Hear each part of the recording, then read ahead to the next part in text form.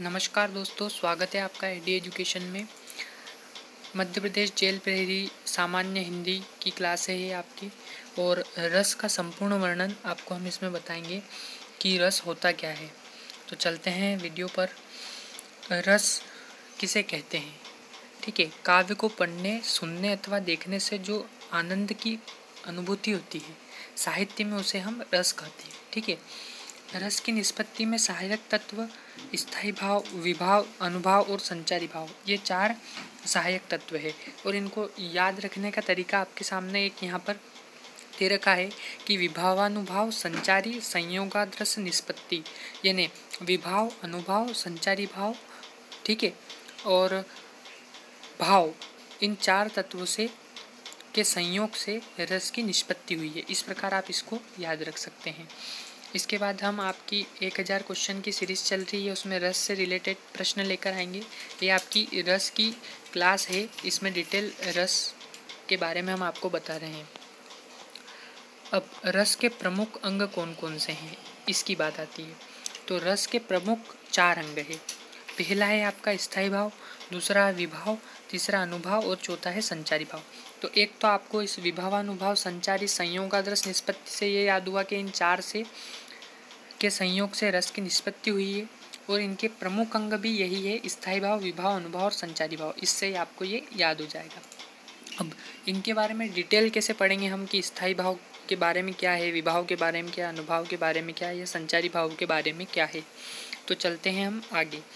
स्थायी भाव के बारे में आपके सामने बता रखा है। ये स्थायी भाव आपका कि सहृदय के हृदय में स्थायी रूप से विद्यमान रहते हैं। जो स्थायी भाव रहते हैं वह इसकी परिभाषा है कि सहृदय के हृदय में स्थायी रूप से विद्यमान रहते हैं और रस की निष्पत्ति तक बने रहते हैं। ठीक है, इनकी संख्या 10 है। ये आपका ऑब्जेक्टिव टाइप क्वेश्चन बन सकता है कि स्थायी भाव की संख्या कितनी है, तो इनकी संख्या होती है 10। अब विभाव, तो विभाव में क्या है, स्थायी भाव के कारण को विभाव कहते हैं। जो स्थायी भाव है उसका कारण रहता है, उसको विभाव कहते हैं। इसी प्रकार अनुभव, आश्रय की बाह्य चेष्टाओं को अनुभव कहते हैं। ये इनकी परिभाषा है, इनके बारे में है। इनसे रिलेटेड भी आपका एक प्रश्न बन सकता है, एमसीक्यू क्वेश्चन। संचारी भाव परिस्थितियों के अनुकूल निसृत होते हैं, पानी के बुलबुले की तरह क्षणिक होते हैं। मतलब क्षणिक होते हैं, पानी का बुलबुला थोड़ी देर तक रहता है, इसी प्रकार ये भी थोड़ी देर तक ही रहते हैं। और इनकी संख्या 33 है। आपका प्रश्न बन सकता है कि संचारी भावों की संख्या कितनी है, तो उसमें 4 ऑप्शन रहेंगे, उसमें एक रहेगा 33। तो 33 वाला आपका आंसर जो रहेगा वो रहेगा। अब चलते हैं स्थायी भाव और संचारी भाव में प्रमुख अंतर क्या है। तो स्थायी भाव सहृदय के हृदय में स्थायी रूप से विद्यमान रहते हैं, हमने आपको पहले बताया है। रस की निष्पत्ति तक बने रहते हैं। इनकी संख्या पहले 9 मानी गई थी। स्थायी जो भाव है इनकी संख्या पहले 9 मानी गई थी, किंतु वात्सल्य रस जिसका स्थायी भाव है वात्सल या वत्सल को रस की मान्यता मिलने पर इनकी संख्या आपके हो गई है 10। तो ये क्वेश्चन भी बन सकता है कि पहले कितनी थी और अब कितनी है। तो पहले 9 थी और अब 10 हो गई है। इसमें वात्सल्य का वत्सल आपके सामने स्थायी भाव जुड़ गया है।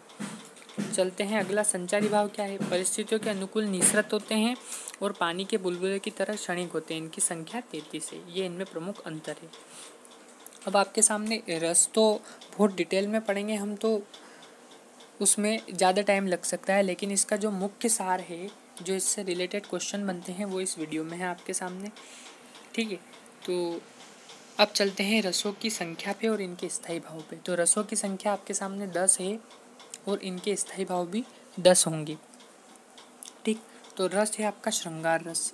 श्रृंगार रस का जो स्थायी भाव होता है ये रति होता है। अब श्रृंगार रस के भी 2 भेद माने गए हैं। श्रृंगार रस होता क्या है, जहाँ नायक नायिका के रतिजन्य प्रेम का वर्णन हो वहाँ श्रृंगार रस होता है।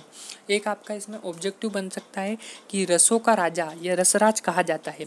तो श्रृंगार रस को रसराज कहा जाता है, ये रसों का राजा माना गया है।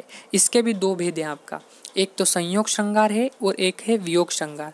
संयोग श्रृंगार वो है जहाँ नायक नायिका के मिलन या सुख का वर्णन हो, वहाँ संयोग श्रृंगार होता है।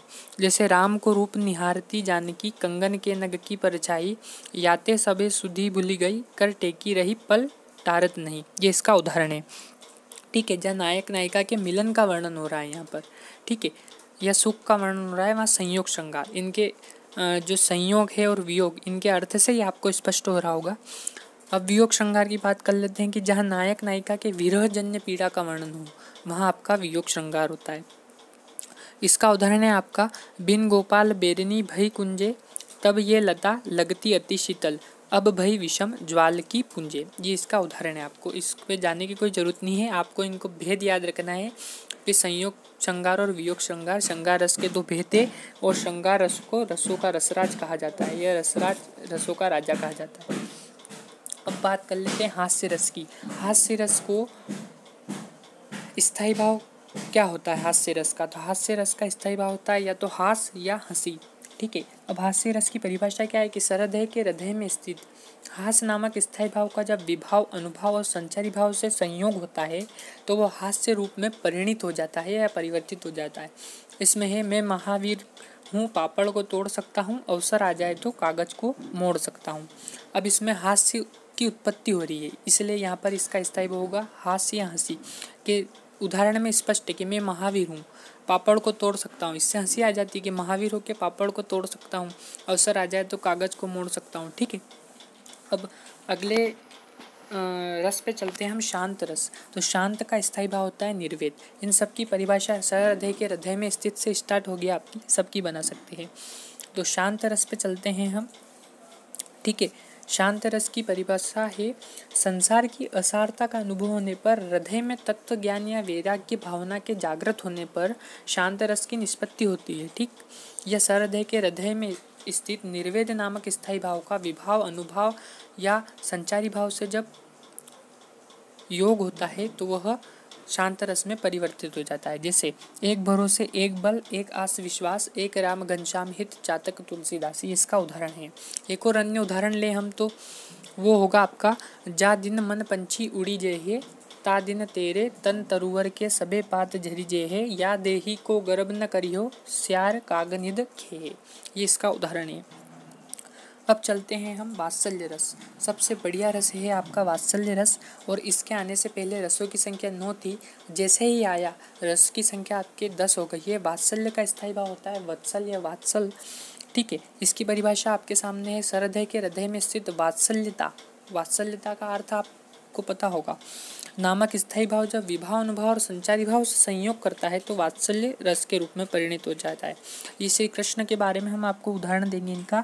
मैया कभी बढ़ेगी चोटी, कितनी बार मोहि दूध पियत भय, यह अजूहों है छोटी। श्री कृष्ण कह रहे हैं उनकी माता से, यशोदा से, कि कितनी बार मैंने दूध पिया लेकिन चोटी बढ़ती नहीं है, कब चोटी बढ़ेगी ये।